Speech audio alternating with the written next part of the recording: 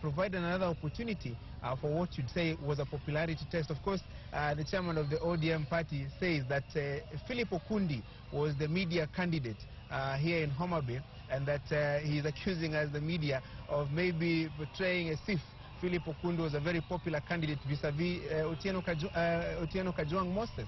I don't know how much that was, bearing in mind that the ODM leader was here at least thrice. And his passionate appeal to the residents of Homa Bay County to vote for the ODM candidate in itself sending a message that to him this was a very serious contest. Or was it not, John Badi? Well, obviously, Homa Bay is an ODM county, and so the seat was very important to us as a party, and also not just retain our seat or our numbers in the Senate, but also to show the whole world that Homa Bay is still and remains ODM zone. So it was very important to us. I heard quite a number of you calling Okundi a Jubilee candidate. Was he? I would tell you for a fact that this contest was between two sides. The usual status quo team, and then the progressive forces in that is the CORD coalition. So either you are in CORD or you are the other side. There was no two way about it.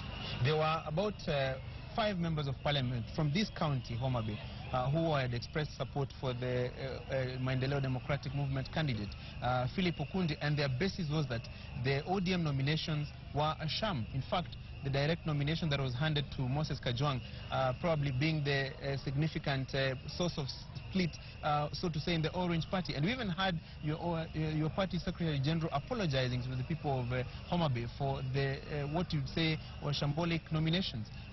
First of all, the your math is not correct. I don't think there were 5 members of parliament from this county who are supporting who are not supporting our candidates. I am only aware of 2 MPs who came out openly supporting Philip Okundi. I know there are 2 MPs who didn't really show which side they were supporting. That's Honorable Milio Diambo Mbeta and Honorable Agostino Neto. It's only Honorable Rego and Doner who came out openly supporting the other Philip Okundi.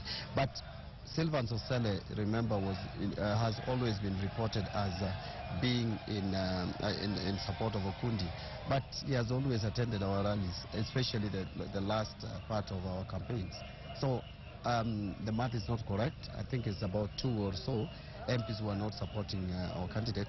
Regarding the nomination, first, I must point out that it was not correct, that our nomination procedure was wrong. First, remember, we tried the nomination through delegate system, which actually was a proposal from shared with the candidates themselves. Finally, when that didn't work, the candidates themselves proposed that we go the direct nomination route, which is provided in our constitution, and they even signed that for the direct nomination. So they accepted the direct nomination. The only problem arose when now each one of them thought, or most of them felt, that they would be favored through the direct nomination method.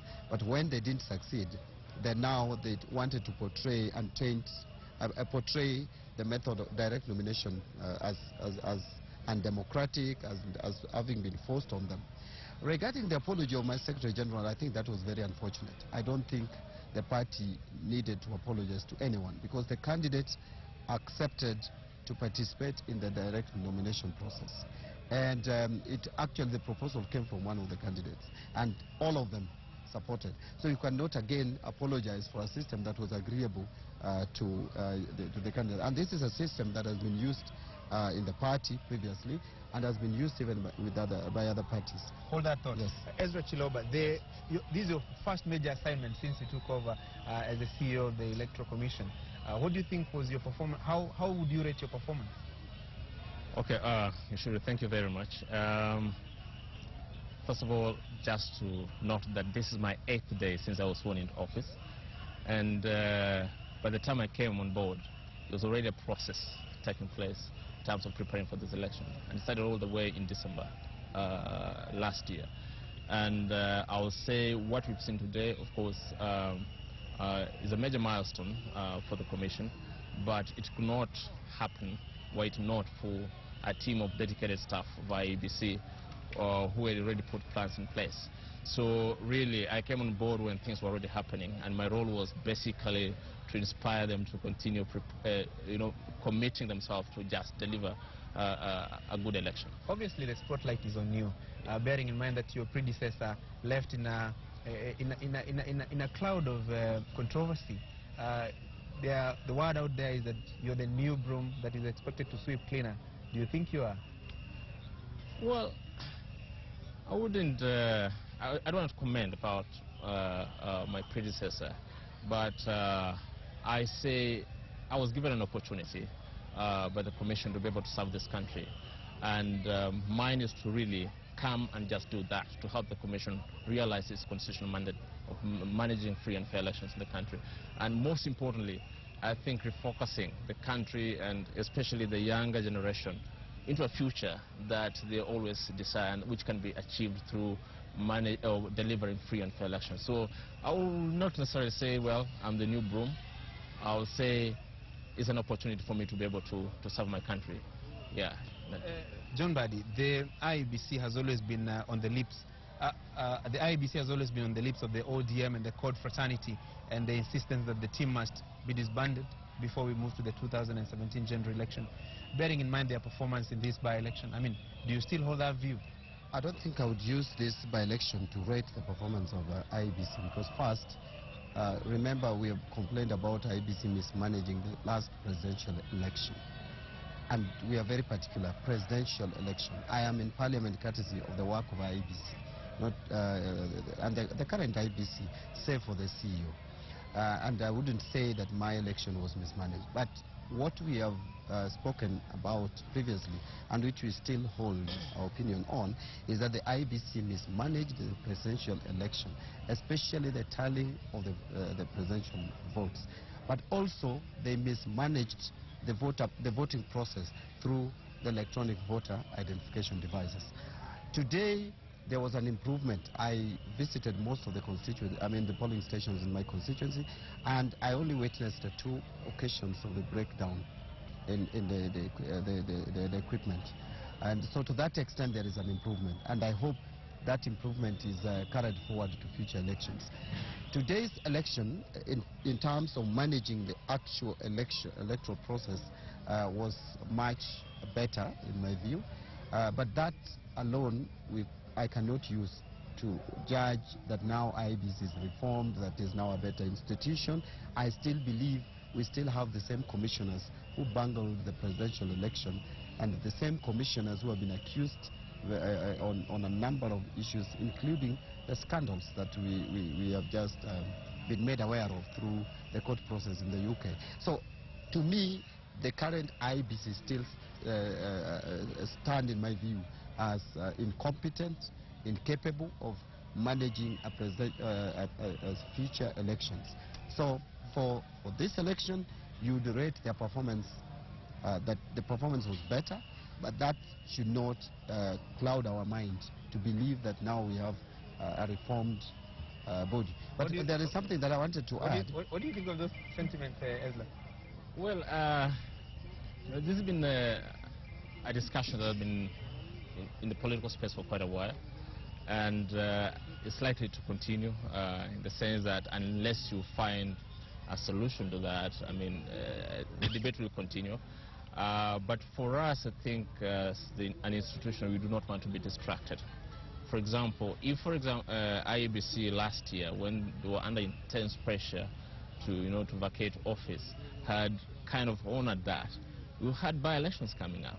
So I think our mandate is that we'll stay focused. If we have by-elections coming up, we have to stay focused, deliver on them, because that's our constitutional mandate. And until that day, that Parliament or whoever decides that, okay, IEBC has to be disbanded, and it's going to be disbanded, we'll continue doing our work. So my take is that it's a political discourse, but also there's the responsibility on us as an institution to do what we're supposed to do for the time being. Quickly, as we wind up, the chicken gets scandal, maybe 1 minute, and the chicken scandal 1 minute as we move on. The chicken gets scandal is in the public domain. I really don't want to dwell on that. Please allow me just to say that even this election, apart from today's conduct of election, I have serious issues with the way the IEBC handled the senatorial election of Homa Bay. First, the days that we were given to be able to complete our party primaries is suspect. Compare that to what was offered in Kajiado Central, and this is a county. Two, there are other issues that other issues we have with IEBC, including the violence that was in this county. IEBC completely failed to manage the violence. If ODM made a mistake of retaliating or also being violent as our opponents were, then we would have not had election. So I think IEBC still has a lot to do in terms of managing election. It's not just the material day, the election day. Electoral process is a long and complicated process. Very good. Yeah. Yeah. So can I just respond to that? I understand where Mheshimiwa is coming from. But if you look at the process, when I was just joining the commission, if I'm not wrong, there was a chance that was given to the petitioner, your candidate Moses Kajwang, to present himself before the committee so that he could argue his case, but apparently they did not. So subsequently there was another letter saying that you cannot just dismiss our case on face value. And I don't think the party showed up. So my take is that, let me just clarify that. Yeah. My take is that I think the commission has done its best. But I think when it comes to the issues of violence, really, we cannot necessarily manage, the political rhetoric that, goes on in your campaigns. Although, of course, everyone must be held accountable. And there are various institutions that are involved in this process. So I think if we want to deliver a transparent election, a honest, fair election, we all have to come together and commit to certain ethics that, entail a good election. Gentlemen, we are pressed for time, unfortunately. I wish I could answer that. First of all, the truth is, when you sent the summon, you did not specify the agenda. And that time we were in the middle of the campaign. I'm one of the people who advised our candidate not to come to offices because there was no agenda. So we sent our chief agent, who is a lawyer, and we sent the chairperson, and God rest her soul in peace, of the county. If you are asking us to come on an issue that we reported to you, you should have specified. So that again is suspect. How come you sent us a summons without setting out the objective, and we are involved in campaign? So we thought you were distracting us, and that is why we couldn't allow our candidate. Interesting. Gentlemen, Ann Kiguta, the discussion is very hot here. Unfortunately, we don't have enough time for this. I wish we had a bit more time, but probably it's a discussion for another day. Back to you, Nairobi. Francis Gashuri, that's a day in my life here on Opinion Court. Always very hard. Thank you for that fantastic reporting. Of course, we'll stay with the developments at Homa Bay and let you know who the senator-elect will be. We're taking a short break. When we return, we discuss the Chicken Gate scandal here on Opinion Court as we continue on Citizen Live at 9.